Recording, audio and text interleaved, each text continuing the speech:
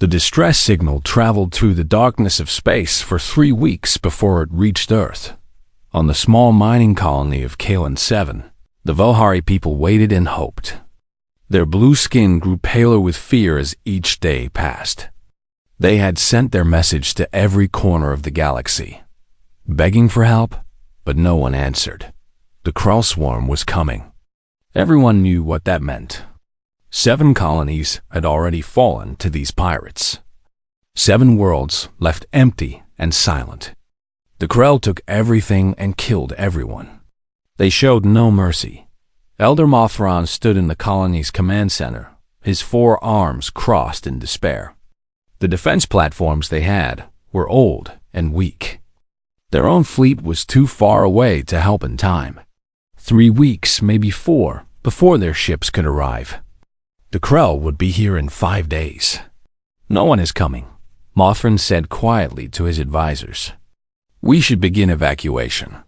But there was nowhere to go. The transport ships could not carry everyone. They could not outrun the Krell. They were trapped far above the planet. Something moved in the shadows. 4 small pods drifted silently through space, their hulls black as night. Inside, 4 humans prepared for their mission. Commander Tay checked his equipment one final time. His face was calm, but his eyes were sharp and focused. He had done missions like this before, but never with such short notice. Earth's main fleet was still preparing to launch.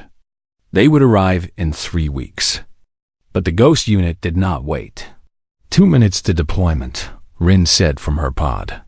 She was smaller than Tay, but her hands moved with precise confidence as she armed her equipment. Explosives, cutting tools, hacking devices. Everything she needed to cause chaos. Orbital scans complete, Una reported. Her fingers danced across holographic screens, pulling data from the colony's networks without them even knowing. The Velhari have no idea we are here. Their sensors are too old to detect our pods. Good, Tay replied. Juan, what do you see? In the 4th pod, Juan studied the planet below through his rifle scope. Even from orbit, he could make out details that others would miss. Colony population is concentrated in the northern valley. 3 defense platforms in geosynchronous orbit. Weapon systems are outdated by at least 50 years. They will not last 10 minutes against the Krell. Tay nodded. Then we make sure the Krell never get that chance. Remember the mission. We stay invisible. We stay quiet. We turn the Krell's own attack against them. And if that does not work, Rin asked, then we stop being invisible, Tay said. The pods entered the atmosphere without a sound. They split apart, each heading to a different location around the colony. Tay landed in the mountains overlooking the valley. Rin touched down near the orbital elevator. Una's pod settled in the communications hub outside the city. Juan went to the furthest moon, where he could see everything. For the next 72 hours, the Ghost unit worked in complete silence. The Velhari never saw them. Security cameras mysteriously looked the wrong way. Sensors failed at just the right moments. Doors opened and closed on their own. Rin moved through the orbital approach lanes like a ghost, planting mines that could not be detected. Each device was smaller than a hand, but powerful enough to tear a warship apart. She placed 40 of them in a careful pattern, creating a trap that would activate all at once. Una broke into every computer system the colony had. She upgraded their sensors, fixed their targeting computers, and installed hidden programs that would spring to life when needed. The Velhari technicians thought their equipment was malfunctioning. They had no idea someone was making it better. Juan mapped every possible approach vector for the Krell fleet. He calculated firing solutions, wind patterns, even the rotation of the planet. From his position on the moon, he could hit targets in orbit. He just needed the right moment. Tay gathered intelligence. He watched the Krell communications, learning their tactics and their weaknesses. He studied their fleet composition. 40 warships, led by a massive mothership. The Krell commander was named Grath, and he was known for his cruelty. But Tay found something else. The Krell fleet used a single command node to coordinate all their ships. It was efficient but dangerous. If that node was destroyed, the entire fleet would lose coordination. They would become 40 separate ships instead of one unified force. On the third night, Tay made a mistake. He was moving through the colony gardens when a door opened unexpectedly. Elder Mothrin stepped out, taking a late walk to clear his mind. The two stood frozen, staring at each other. Mothrin's eyes went wide. He had never seen a human before. Tay was dressed in black armor that seemed to absorb light. His face was covered by a helmet with glowing red sensors. He looked like something from a nightmare. "Please do not be afraid," Tay said, raising his hand slowly. His helmet retracted, showing his human face. "My name is Commander Tay. I am from Earth. We received your distress signal." Mothrin's forearms trembled. "Earth? But you are so far away. Your fleet cannot be here for weeks." "Our fleet cannot," Tay agreed. "But we could.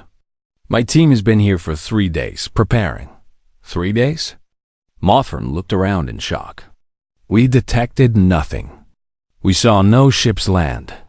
"That is the point," Tay said with a small smile. "Elder Mothrin, I need you to trust me. The Crow will arrive tomorrow. When they do, you must act as if you are still alone. Let them think no help has arrived. Can you do that?" Mothrin was silent for a long moment. Then he slowly nodded. "What do you need from us?" "Just stay out of our way," Tay said. "And when the battle starts, keep your people safe underground. What happens next will not be quiet." The next morning, the Krell swarm appeared at the edge of the system. 40 warships, dark and menacing, moving toward Kellen 7 like a pack of predators. On the colony, the Vohari watched their sensors in despair, thought no one would arrive in time to save them. But in the shadows, 4 humans smiled. They were already here. The Krell fleet moved closer to Kellen 7, and the Vohari prepared to die. In the colony's underground shelters, families held each other. Children cried. The elderly whispered prayers to gods who seemed far away. Above them, the 3 defense platforms powered up their ancient weapons. Knowing it would not be enough, but the Ghost Unit was not finished preparing. 2 more figures materialized in the darkness near the colony's southern district. They had been waiting in hidden pods, ready to join when needed. Day stepped out first, his heavy frame carrying enough weapons to arm a small squad. He moved to the colony's choke points, studying the streets and alleys with a tactical eye. Behind him came Sora, carrying medical supplies and scanning equipment. She immediately began setting up hidden aid stations throughout the residential areas. Her hands worked quickly and efficiently, preparing for casualties that she hoped would never come. "Tay, this is Day." The heavy weapons specialist spoke into his communicator. "I have identified 12 key defensive positions within the colony. If the Krell send ground forces, these are the places we hold." "Acknowledged," Tay responded. "Let us hope it does not come to that." Yuna's voice crackled over the channel. "I have full access to the Krell communication network now. They are broadcasting their standard attack protocol. Arrival in 22 hours. They will demand surrender first." "They always do," Rin said darkly. "It makes them feel powerful." From his position on the moon, Juan adjusted his scope. "I have visual on the Krell formation. The mothership is in the center, surrounded by escort vessels. The command node is on the mothership's bridge, exactly where Tay predicted." Tay processed all this information quickly. The plan was forming in his mind, each piece falling into place. But there was something else he needed to do first. That evening, he met with Elder Mothrin again. this time in a secure room deep underground. The Vohari leader brought his most trusted advisors, all of them staring at the human in wonder and fear. "We need to understand," Mothran said carefully. "Why did Earth send you? We are strangers to your people. You owe us nothing." Tay was quiet for a moment. Then he spoke in his simple, direct way. "Because you asked for help. Because you needed it. That is enough." One of the advisors, a younger Velhari named Sothran, leaned forward. "But only 4 of you came? Against 40 warships?" "6, Tay corrected. 2 more arrived today. And yes, 6 is enough." "That is impossible," Sothran said flatly. "No offense intended, but you are greatly outnumbered." "Numbers matter less than people think," Tay replied. "The Krell have 40 ships, but they all think the same way. They follow the same patterns. They rely on fear and overwhelming force. We do not fight that way. How do you fight?" Mothran asked. Tay smiled, but it was not a friendly smile. It was the smile of a predator. "We fight like ghosts. We strike from the shadows. We turn their own strength against them. And when they finally see us, it is already too late." He pulled up a holographic display, showing the orbital approach to Callan 7. Rin has placed mines throughout this entire zone. When the Krell fleet enters, 40 of their ships will try to navigate through these narrow lanes. That is when we spring the first trap. Another display appeared. Yuna has infiltrated their communication system. She can feed them false information, turn their sensors against them, make them see threats that are not there. They will begin fighting shadows before they even see the real enemy. A third display showed the Krell mothership. One can hit their command node from 200 kilometers away. Without that node, their fleet coordination falls apart. They become individuals instead of a unified force. "And if they send troops to the surface?" Sothran asked. Day's voice came through a speaker. He was still topside, walking the streets. "Then they learn what happens when you attack a colony that Earth protects. Every street becomes a trap. Every building becomes a fortress. We make them pay for every meter." Sora added her own voice. "And I will keep your people alive. That is my job." Mothran looked at the humans with something like awe. "You have thought of everything." "We have thought of many things," Tay said. "But no plan survives first contact with the enemy. We adapt. That is what humans do best." The next 20 hours passed in tense silence. The Velhari tried to act normal, but everyone could feel the approaching doom. The Krell swarm grew larger in their sensors, an unstoppable wave of death and destruction. The Ghost unit made their final preparations. Rin checked each mine personally, making sure they would detonate at exactly the right moment. Yuna ran through her cyber attack programs one more time, testing every piece of malicious code. Juan cleaned his rifle and calculated wind patterns that did not exist in space, force of habit from years of combat. Day walked the colony streets, memorizing every corner and doorway.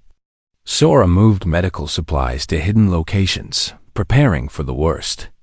Tay stood on a mountain overlooking the valley, watching the stars and thinking about what was to come. "Do you think we can win?" Rin asked, joining him on the ridge. "We do not have to win," Tay said. "We just have to hold until the fleet arrives. 3 weeks is a long time. Then we hold for 3 weeks. Rin laughed softly. "You make it sound easy." "It will not be easy," Tay admitted. "But it will be possible." That is enough. As the last hours ticked away, Yuna discovered something that changed everything. "Tay, I found a weakness in the mothership's reactor system. If someone could get inside and sabotage it, the whole ship would be disabled. How close would they need to be?" Tay asked. "Inside the ship. In the reactor room itself." Rin's eyes lit up. "That is my kind of mission.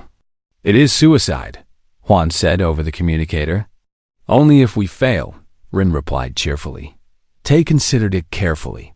It was dangerous, perhaps too dangerous, but it could end the battle quickly and save Volhari lives.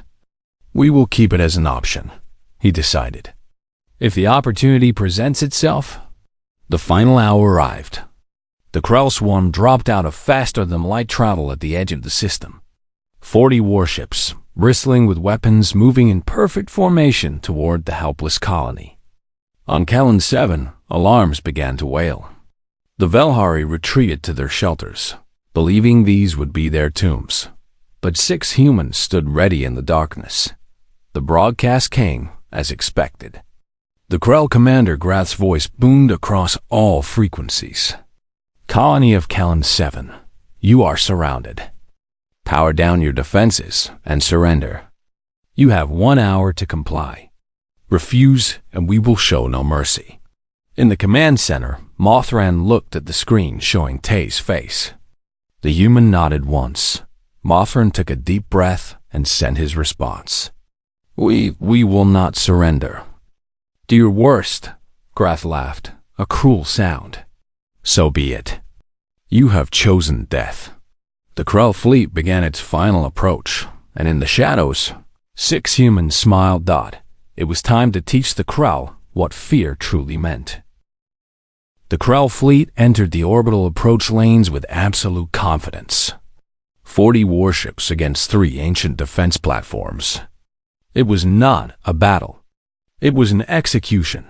Commander Grath sat in his command chair on the mothership's bridge, watching the colony grow larger on his screens.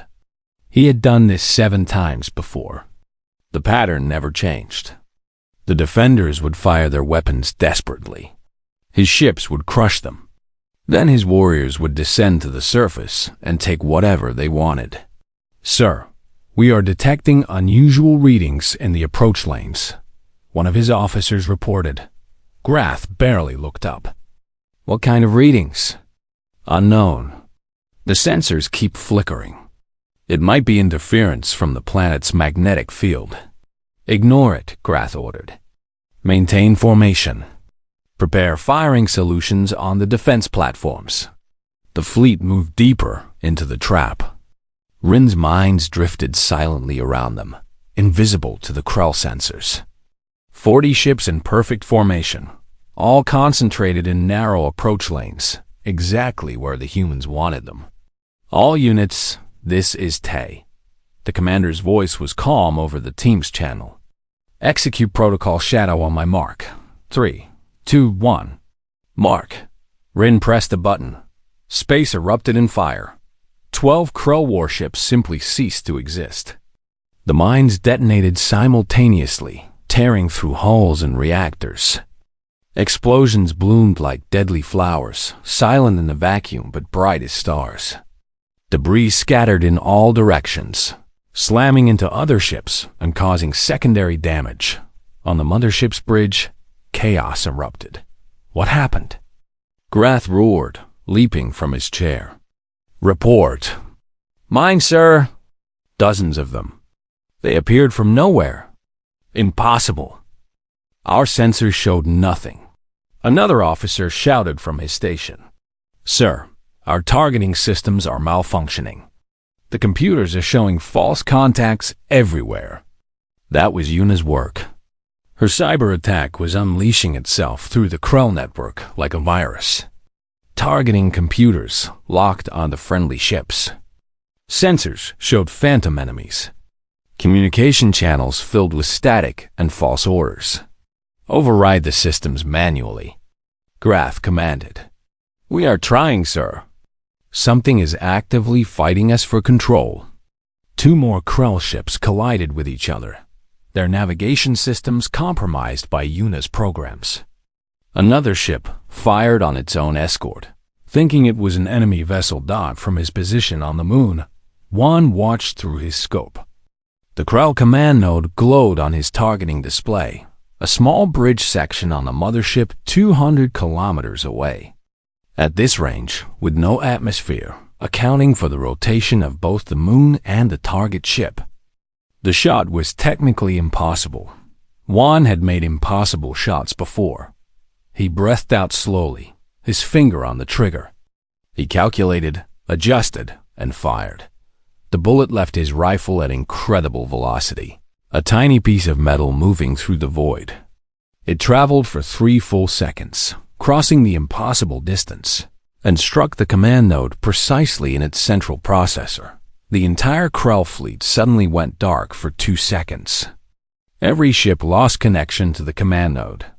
When the systems came back online, there was no coordination. 40 ships had become 40 individuals, all confused and afraid. What is happening? Wrath screamed. Who is attacking us? Unknown, sir. We cannot identify the source. It must be the colony. Fire on those defense platforms now. But when the Krell ships tried to target the platforms, their weapons would not lock on. Una had taken control of those systems too. The guns swiveled randomly, unable to find targets that were right in front of them. Tay watched from his mountain position as the Krell fleet descended into chaos. Jisoo, begin jamming all Krell communications. I want them deaf and blind. A new voice joined the channel. Jisoo had been waiting in orbit in a stealth pod, ready for this moment. Jamming active. They cannot talk to each other anymore. Without coordination, without sensors, without communication, the Krell fleet flailed like a wounded animal. Ships scattered in all directions, trying to escape the invisible enemy. But Rin had placed mines throughout the entire orbital space. 3 more ships exploded as they fled into the traps. Grath finally understood. This was not a malfunction. This was an attack. A planned, coordinated attack by an enemy he could not see. Forget the platforms, he snarled. Send all assault troops to the surface. We will take the colony directly. Find whoever is doing this and kill them. 30 landing craft launched from the remaining Krell ships, each carrying dozens of warriors. If they could not win in space, they would win on the ground. The Krell were fierce fighters, larger and stronger than most species. They would crush whoever was hiding on that planet. They watched the landing craft descend toward the colony. Tay, we have incoming ground forces.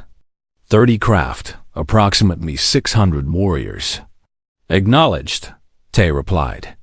Everyone switched to ground combat positions.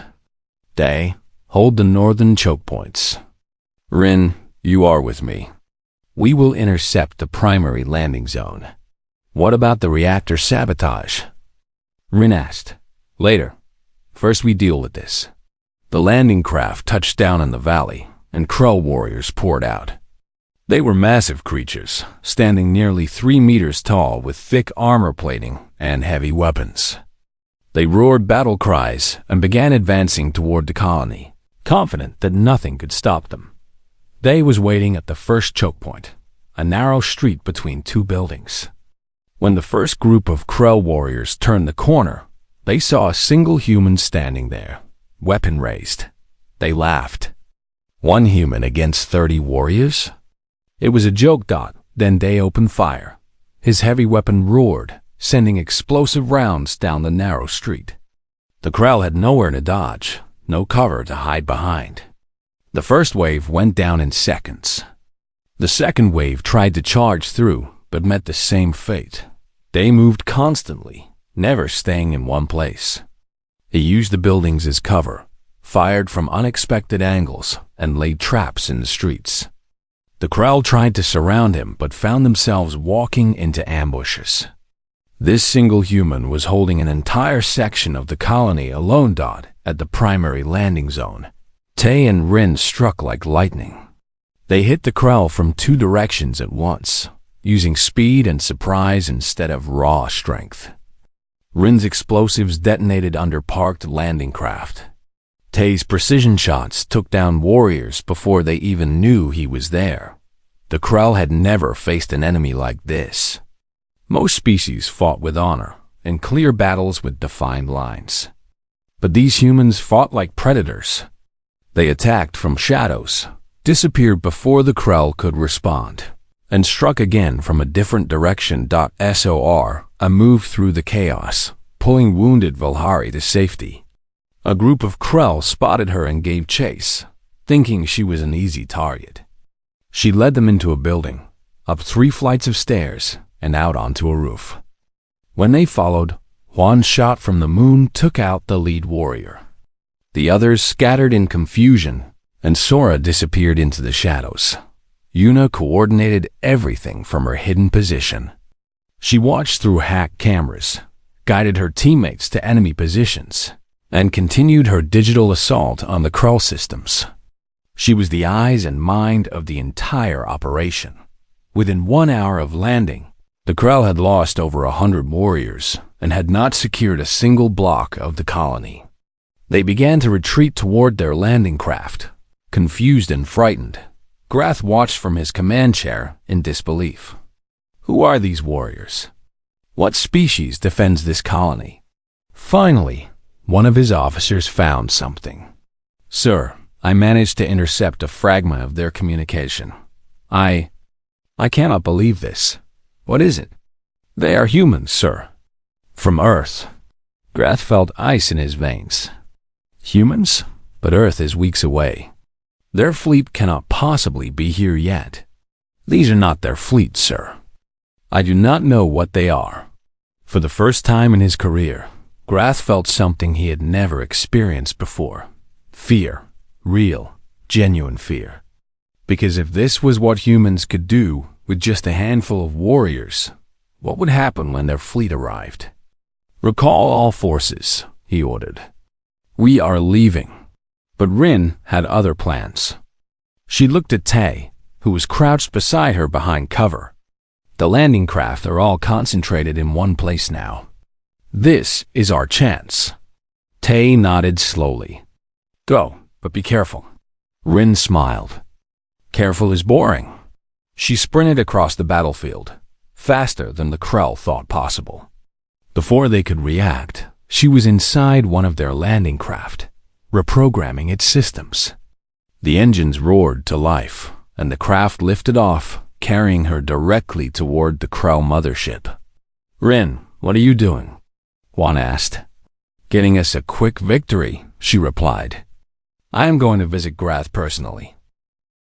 The stolen Krell landing craft approached the mothership's hangar bay, and Rin worked quickly inside.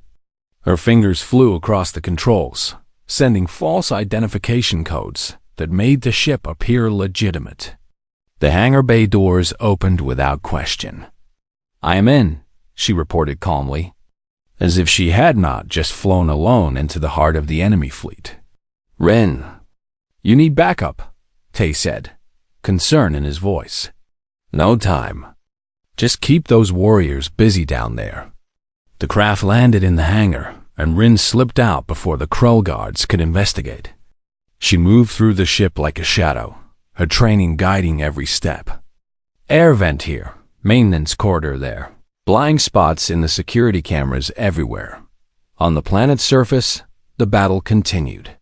The Krell warriors regrouped and tried another assault, this time with better coordination. But they were met by something new. A massive human appeared from behind a building, carrying a weapon that seemed too large for any person to lift. Jin had joined the fight. The heavy weapons specialist had been waiting for the right moment. Now, as 200 Krell warriors advanced in formation, he stepped into the open street and braced himself. His weapon spun up with a whirring sound that made the Krell hesitate. Then Jin opened fire. The weapon was designed to destroy vehicles, not infantry. But Jin used it anyway, sweeping it across the Krell formation like a deadly broom. The warriors scattered, their confidence shattered. Some tried to return fire, but Jin's armor absorbed the shots. He walked forward slowly, unstoppable, driving the enemy back with pure firepower. Day laughed over the communicator. Jin, you are showing off. Someone has to, Jin replied, his weapon still roaring. Tay gets all the glory with his tactics. I just like shooting things. But the Krell adapted quickly. They split into smaller groups, trying to flank Jin from multiple directions. That was when Wu appeared, piloting a small combat vehicle he had somehow stolen from the Krull landing zone. "Need a ride?" Wu called out, pulling up beside Jin. "Where did you get that?" Jin asked, climbing aboard. "Does it matter? Get on." The vehicle roared down the street, with Jin firing from the back. They led a group of Krell warriors on a chase through the colony, right into another trap Day had prepared. Explosions rocked the street, and the Krell fell. High above in orbit, aboard the mother ship, Rin reached the reactor level. She could hear alarms blaring throughout the ship. They knew an intruder was aboard, but they did not know where. She slipped past patrol after patrol, always one step ahead. The reactor room was guarded by 12 Krell warriors, the best they had. Rin studied them from a ventilation shaft, calculating her options. She could not fight 12 warriors directly, but she did not need to. She dropped a small device into the corridor and triggered it. A loud explosion echoed from the opposite direction, and 8 of the guards ran to investigate. The remaining 4 stayed at their posts, but now the odds were better. Rin dropped from the shaft behind them, moving fast. Her blade found the first guard before he could turn. The second fell to a precise shot. The third and fourth barely had time to raise their weapons before she disabled them both. She entered the reactor room and began setting charges. The work required precision and time, 2 things she did not have much of. Alarms were getting louder, and she could hear more guards approaching. 5 minutes, she muttered to herself. "I need 5 minutes." On the ground, Tay received a priority signal. "Commander, this is Era. I am inbound from Earthfleet. ETA 6 hours. Era?" Tay was surprised. "I thought the fleet was weeks away. We used experimental drives," the intelligence officer explained. "Admiral Soon wanted to make sure you had support. The full fleet is still days behind us, but I brought an advance force. 10 ships, fast attack class." "That changes things," Tay said. "Can you assist with the Krell fleet?" "Already on it." "But Tay, what has been happening here?" "The Krell communications are full of panic. They keep talking about ghost warriors and shadow demons." Tay allowed himself a small smile. "We have been keeping them busy." In the colony, Sora moved through a medical shelter, treating wounded Volhari. One young female, barely more than a child, stared at the human with wide eyes. "Are you really from Earth?" she asked. "Yes," Sora said gently, bandaging the child's arm. "My teacher said humans are very far away." "How did you get here so fast?" "We came as fast as we could," Sora replied. "When someone needs help, we do not wait." An explosion rocked the building, and dust fell from the ceiling. The Krell were trying one more push, throwing everything they had at the colony. They were desperate now, angry and confused by an enemy they could not understand. Day held the main choke point with Jin, the 2 of them working in perfect coordination. When one reloaded, the other fired. When one moved, the other provided cover.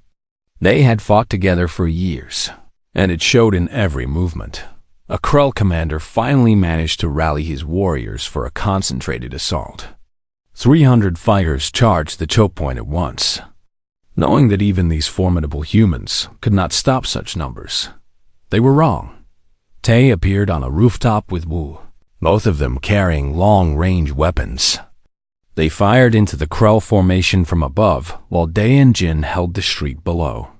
Wan shots from the moon picked off the commanders, causing the formation to collapse. Yuna activated automated defenses she had secretly installed in the buildings, catching the Krell in a crossfire. The assault broke. The warriors retreated in disorder, no longer fighting as an army, but as individuals trying to survive. They had lost nearly half their numbers and had gained nothing. On the mothership, Rin finished setting the last charge. The reactor would not explode. She had been careful about that. but it would shut down, leaving the massive ship powerless and drifting. Without the mothership, the rest of the fleet would lose what little cohesion they had left. "Charge is set," she reported. 30 seconds to detonation. "I am finding an exit." "Negative," Tay said firmly. "Rin, that ship is too large. You will not make it out in 30 seconds. Then I guess I will have to run faster." Rin sprinted through the corridors, the countdown ticking in her head. 20 seconds. She slid down a ladder, not bothering with the rungs. 15 seconds. She shot out a window and jumped into a maintenance tube. 10 seconds. She reached the hangar bay, but the stolen landing craft was gone. The Krell had moved it. She looked around desperately and saw something impossible. Wu was there, in a second stolen craft, hovering just inside the hangar. "I thought you might need a ride," he shouted. Rin ran and jumped, catching the craft's landing strut as it accelerated out of the hangar. 3 seconds. 2. 1. The reactor shut down. The entire mothership went dark, its systems failing all at once. Emergency lights flickered on, but it was too late. The great warship was dead in space. Grath stared at his dark screens in disbelief. "This is impossible." Impossible. His officers had no answers. In less than 4 hours, they had been completely defeated by an enemy they never saw coming. The mighty Krell swarm, terror of 7 star systems, had been broken by 6 humans. "Sir, what are our orders?" An officer asked quietly. Grath's pride wanted to fight on, but his survival instincts were stronger. "Signal the fleet. Full retreat. Get us out of this system before more of these demons arrive." The remaining Krell ships began to withdraw, limping away from Kellen 7 in disorder. They left behind their dead, their equipment, and their reputation. On the ground, the Ghost unit regrouped. They were exhausted, low on ammunition, and covered in dust and blood. But they were alive, and more importantly, so were the Volhari. Mothran emerged from the shelters with his people. They stared at the 6 humans in awe and gratitude. These strangers from a distant world had saved them all. "Is it over?" Mothran asked. Tay nodded, removing his helmet. "It is over. The Krell are running. They will not return. And your fleet? 6 hours away. You will have proper protection soon." A young Velhari ran up to Sora and hugged her leg. Others began to gather around the humans, their fear replaced by wonder. They had been saved by shadows that became real, by warriors who refused to let them die alone. Rin joined the group, still catching her breath from her escape. "That was closer than I like," she admitted. "You are insane," Juan said. But he was smiling. "Probably," Rin agreed. Tay looked at his team. These warriors who had followed him into an impossible mission and succeeded against overwhelming odds. Then he looked at the Velhari, these people who would live because 6 humans decided their lives mattered. "Good work, everyone," he said, simply. It was all that needed to be said. 6 hours later, Earth's advance fleet arrived at Kellen 7. 10 warships dropped out of faster-than-light travel in perfect formation, their weapons ready. But there was no battle to fight. The system was quiet, except for the debris from destroyed Krell ships. Admiral Sung stood on the bridge of his flagship, studying the scans in disbelief. "What happened here?" he asked. Era, who had arrived earlier and was coordinating with the Ghost unit, smiled. "Sir, you should speak with Commander Tay directly." The Admiral's face appeared on screens throughout the colony, and Tay gave his report. It was brief and factual, without any exaggeration. The Admiral listened in silence, his expression growing more amazed with each detail.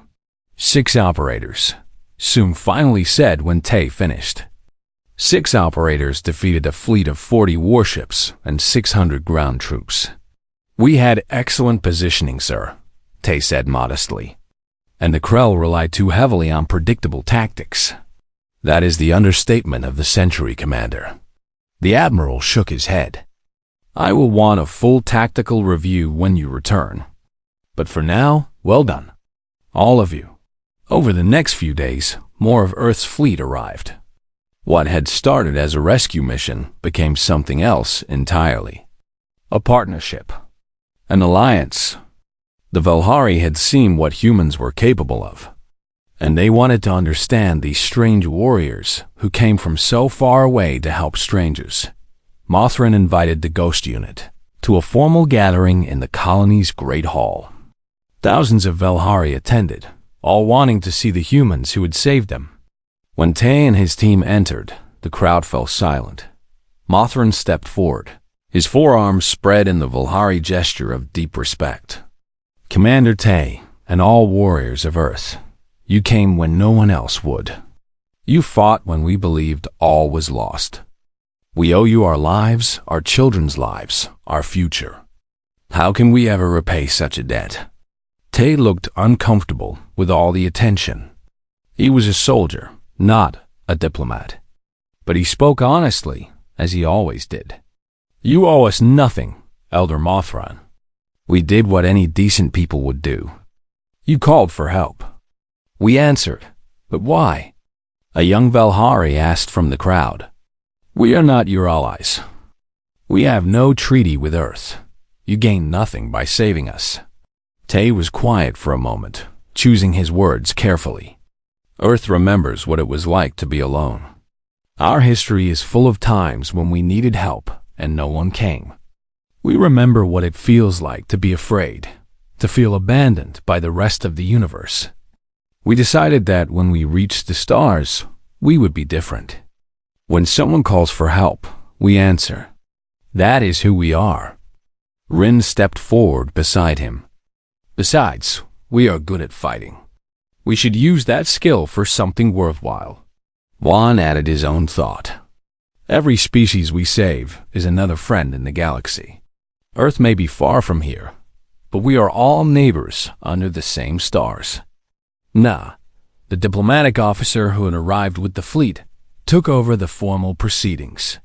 She was skilled at this, much more than the Ghost Unit. She explained Earth's coalition, a growing alliance of species who believed in mutual defense and cooperation. We do not demand tribute, Na explained. We do not seek to rule you. We only ask that if another species sends a distress call and you are able to help, you consider answering. Pay it forward, as we say on Earth. Mothran did not hesitate. We accept. The Velhari will join your coalition gladly. The celebration lasted late into the night. The Velhari shared their food and music, and the humans shared stories of Earth. Children climbed on Day's massive frame, amazed by how strong he was. Sora taught Velhari medics some human techniques. Yuna showed their technicians how to improve their computer systems properly. But Tay stood apart, looking up at the stars. Rin found him there, away from the noise and lights. You did good, she said quietly. We all did, Tay replied. You know this will happen again. Another colony, another distress call, another impossible mission. Tay nodded. I know. And you will go again. We all will. Yes. Rin smiled. Good. I would be bored otherwise. They stood together in comfortable silence. Two warriors who had faced death and won, who would face it again without hesitation. Because that was what Earth's protectors did. 3 days later, Admiral Soong hosted a formal ceremony aboard his flagship. The Ghost Unit stood at attention while he awarded them commendations for their actions. Each member of the team received recognition for their specific contributions, but Soong added something else.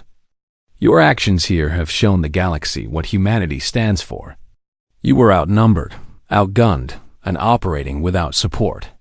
But you never considered retreat. You never abandoned the mission.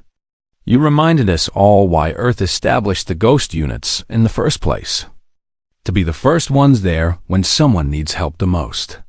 After the ceremony, the team prepared to depart. They said goodbye to the Velhari they had befriended, promised to stay in touch, and boarded their transport ship. As they left orbit, Tay received a priority message. Another distress signal, this time from a mining station near the frontier rim. Pirates again, a different group but the same threat. The station had few defenses and no time to evacuate. Tay looked at his team. "We have new orders." "How far?" Juan asked. 4 days by slipstream. Tay checked his weapons. "Will we arrive before the pirates?" "Probably not. We will be outnumbered again." Jin laughed. "Is there any other way?" Wu began calculating jump coordinates. "I can get us there in 3 days if I push the engines." "Do it," Tay ordered. Then, he activated the ship's communication system, sending a message to the distant mining station. It was brief but powerful. "This is Commander Tay of Earth's Ghost Unit. We received your distress call. Help is on the way. Hold on. We are coming." The message traveled through space at the speed of light, and when it reached the mining station, the frightened workers there felt something they had not felt in days. Hope. Because Earth had heard them. On Callan 7. Mothran stood in the rebuilt command center, watching as Earth's fleet maintained patrol around his world. New defense platforms were being installed, gifts from humanity. Earth engineers worked alongside Volhari technicians, sharing knowledge freely. A junior officer approached him. "Elder, we're receiving a distress call from a nearby system. A colony under attack." Mothran thought about Commander Tay's words. "Pay it forward. When someone calls for help, you answer. Prepare our defense fleet," he ordered. "We will respond." "Sir, we only have 6 ships ready. The colony is asking for help from everyone. We may be outnumbered." Mothran smiled, thinking of 6 humans who had faced 40 warships without hesitation. 6 ships is enough. When someone needs help, we answer. That is who we are now. The Volhari fleet departed Callan 7, carrying humans alongside them as advisors and friends. They went to help strangers, just as strangers had helped them. Across the galaxy, the pattern repeated. Species that Earth had saved went on to save others. The coalition grew stronger, bound not by conquest or fear, but by a simple principle. When someone calls for help, you answer. And always, in the darkest moments, when hope seemed lost and rescue seemed impossible, they came. The ghost units of Earth, arriving before anyone thought possible. Fighting battles that seemed unwinnable, refusing to let good people die alone. They thought no one would arrive, but the shadows of Earth arrived first. Always watching, always listening, always ready to answer the call, because that was the promise humanity made when it reached the stars. You are not alone. You will never be alone again. Call for help, and we will come. 6 warriors had started something that could not be stopped. A wave of compassion and courage spreading across the galaxy. One saved world at a time. And somewhere in the darkness between the stars, another distress signal went out. Another colony in danger. Another impossible situation. And somewhere, a team of human operators received the message, checked their weapons, and prepared to jump into the unknown. Because that was what they did. That was what humans did. They answered the call, every single time.